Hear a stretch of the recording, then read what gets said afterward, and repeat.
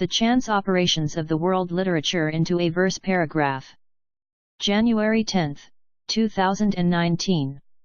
In the attempt to define the term literature, one can distinguish between two general directions, a broad and a narrow definition. The broad definition incorporates everything that has been written down in some form or another, i.e., all the written manifestations of a culture. Hence, there are terms such as research literature, the literature on civil rights, etc. Needless to say that such a broad definition is problematic, as it does not really facilitate communication about the topic. Furthermore, this concept neglects the fact that in many cultures in the past and for a number of indigenous peoples today, literature has not been captured in written media but has been passed down in a long oral tradition of storytelling, myths, ritual speeches, etc. Attempts to come up with a narrow definition have, however, led to such a diversity of approaches that one can hardly talk about the narrow definition. Nevertheless, it is possible to sift out some of the criteria scholars have applied in order to demarcate literary texts from non-literary texts. These criteria include fictionality, specialized language, lack of pragmatic function, ambiguity. Fictionality. One characteristic feature of literary texts arguably is their fictionality. People usually agree that literary texts, even if they attempt to represent reality in some form or another, are ultimately products of a writer's imagination, and that at least the characters and their conversations are fictitious. Thus, some of the characters in Sir Walter Scott's historical novels, for example, are pure inventions although they are situated in authentic historical contexts, and they have fictitious conversations with historical figures who actually existed. On the other hand, texts that are normally read as non-fiction, like a reportage, often display features that remind one of literature. Consider the following example. Sescarampas climbed onto a plastic stool and peered through a dirty window at her brother, Aldo Cancel, lying motionless in a bed below. He was a pitiful sight, 2 drips attached, arms swathed in bandages, his face an angry mosaic of burns. Taken out of its context, it is difficult to decide what type of text this is. If one looks at the way this passage is written, one can easily imagine this to be the beginning of a novel. First, it is a descriptive passage which introduces a certain setting. The window is dirty and so high up that the woman needs a plastic stool to be able to peep through it. The brother's desolate state is captured in epithets describing his motionless, afflicted body. Secondly, characters are introduced and a mini-plot is elaborated. A woman called Sescarampas visits her brother, Aldo Cancel, who is in hospital. Just like the beginnings of novels, this text passage is written in such a way as to urge the reader to read on and to find out more, e.g., who are these people, why is the brother in hospital, what happened? Moreover, the language used is reminiscent of literary texts.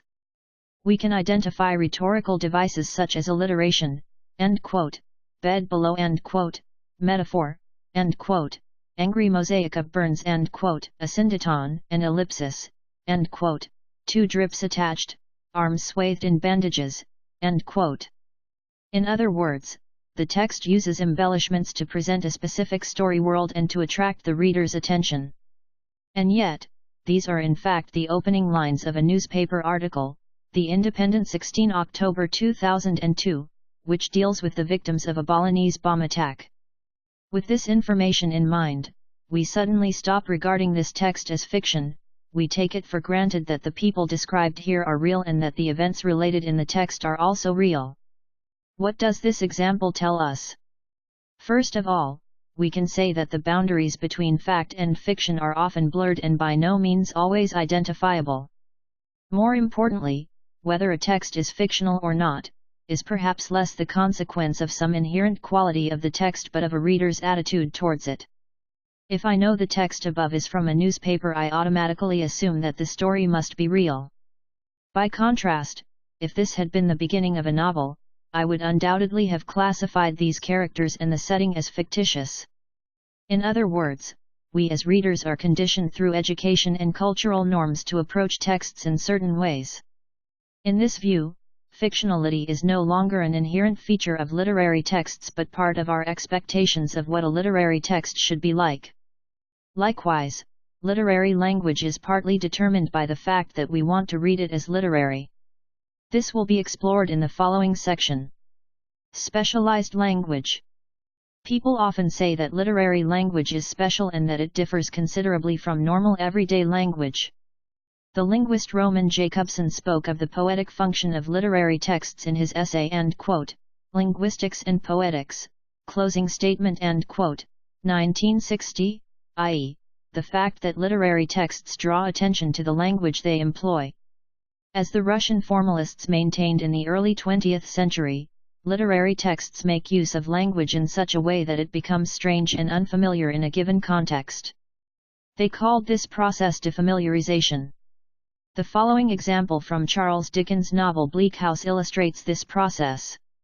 Foot passengers, jostling one another's umbrellas, in a general infection of ill temper, and losing their foothold at street corners, where tens of thousands of other foot passengers have been slipping and sliding since the day broke, if this day ever broke, adding new deposits to the crust upon crust of mud, sticking at those points tenaciously to the pavement, and accumulating at compound interest.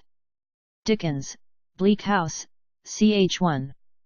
The way the bad November weather in London is described here has hardly anything to do with the way people would normally talk about the weather.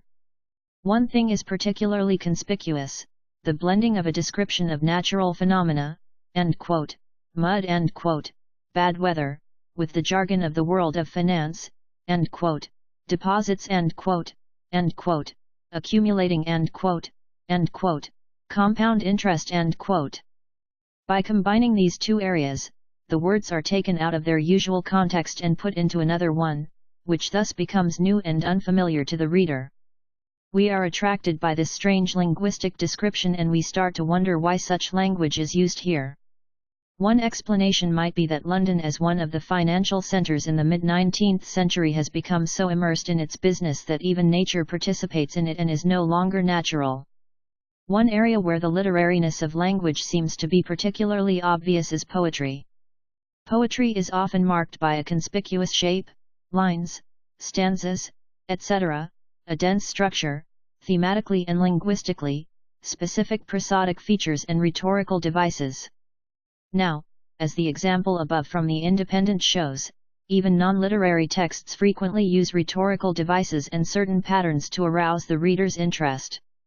Still, we do not necessarily classify them as literature. We do not, for example, consider a telephone directory a literary text although it is indeed extremely structured and ordered in a special way. Nor do we regard the above-mentioned newspaper article a poem, for example.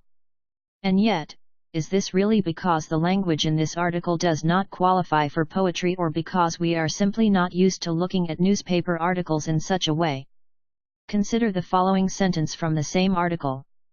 Just around the corner, an anxious-looking couple were standing close together, clutching plastic bags. At first sight, this looks like a normal sentence.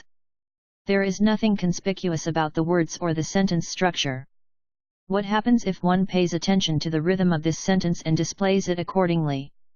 Just around the corner. An anxious-looking couple were standing close together, clutching plastic bags. All of a sudden, one realizes that the sentence actually follows a regular metrical pattern, namely a trimeter with alternating stressed and unstressed syllables. Does that make the sentence poetic?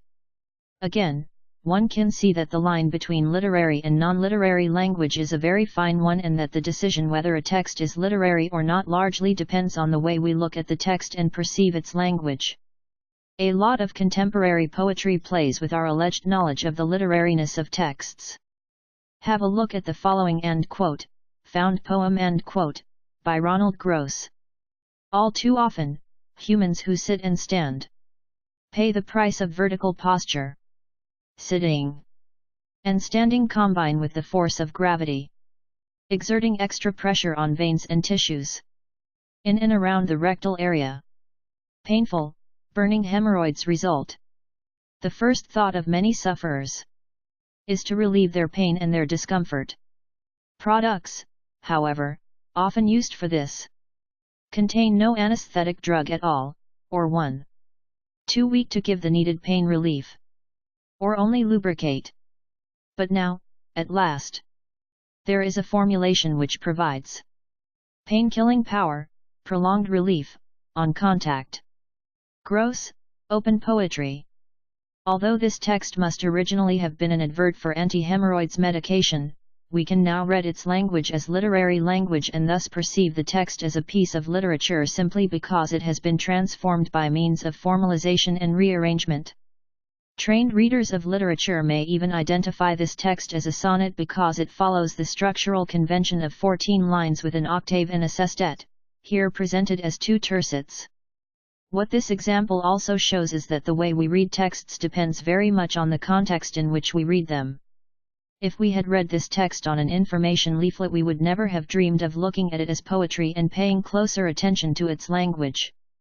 As soon as it appears in the guise of a sonnet, however, our reading practice also changes and we can start treating it as literary, e.g., by attempting an interpretation. This leads us to the next criterion often mentioned in discussions of literary texts, namely their lack of a pragmatic function. Lack of pragmatic function. Undoubtedly, texts derive their meaning partly from their context. I read a novel as a novel because it is presented in a certain way, bound, with a title on the front page, sometimes the word novel in the subtitle, and a plot summary as well as commentary on the back cover. Moreover, I use the novel as a novel and not as a cookery book, a newspaper, or an encyclopedia of garden plants, for example. Why is that? One might argue that these texts, in contrast to literary texts, have a definite pragmatic function, i.e., they are written and used for a specific purpose, e.g., to assist with the cooking or gardening or, generally, to inform the reader. A piece of literary writing, on the other hand, need not have been intended by the author for any specific purpose. It sometimes seems as though literature was just written into time and space, to nobody in particular and without any function. Nevertheless, it would be a mistake to take that as a basic rule. Even literary texts do have a purpose, e.g., to criticize, to educate or even just to entertain. The fact that authors like Salman Rushdie, for example, are persecuted by political and religious groups shows that something must be attributed to their writings which other people consider dangerous or at least influential in some way or another. While non-literary texts may have a more clearly defined and generally agreed upon function, literary texts can have a range of purposes which again depend on the reader. Thus, I can read a book simply to have a good laugh or, for that matter, a good cry, or I draw analogies with my own life and try to gain consolation or advice from the text. The text as such may not necessarily tell me how I have to use it, but the reading practices I have been taught in school, at university, etc. will certainly influence my approach to texts. In other words, even if we claim that a literary text has no immediate pragmatic function, we usually start to ascribe one to it in our usage or treatment of that text. While non-literary texts seem to have an inherent pragmatic function, i.e., they were born to be a telephone book, a timetable, a women's magazine, etc., literary texts gain their more specific and possibly individual pragmatic function in the reading process. Ambiguity. People generally accept the view that literary texts are far more ambiguous and thus often more complicated than non-literary texts. If one reads a recipe, for example, or a timetable or an instruction manual, the meaning expressed in these texts is presumed to be more or less fixed and not open to interpretation. In fact, these texts must not be open to interpretation because then they just would not work. A timetable has to be precise in order for people to be able to rely on it. And 10 people using the same recipe for carrot cake should reach approximately the same result by following the step-by-step instructions. This is certainly not the case if these 10 people read a novel, for example. As classroom discussions show, different students can come up with rather different interpretations of what a specific literary text means or what it tries to convey. This is also reflected in the vast amount of divergent critical interpretations of literary texts published over the years. So what is it that makes literary texts so ambiguous? For one thing, there is obviously the human factor.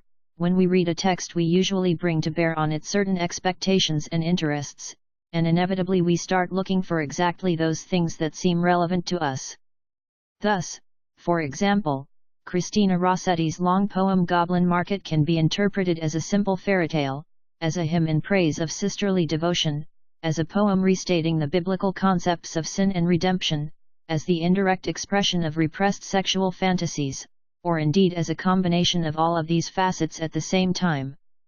No matter which interpretation one favors, one can find evidence for all of them in the text if one only searches through it thoroughly. This example illustrates that literary texts indeed must have some quality which makes them more open than non-literary texts. One can say that literary texts always express meaning on different levels or in different layers.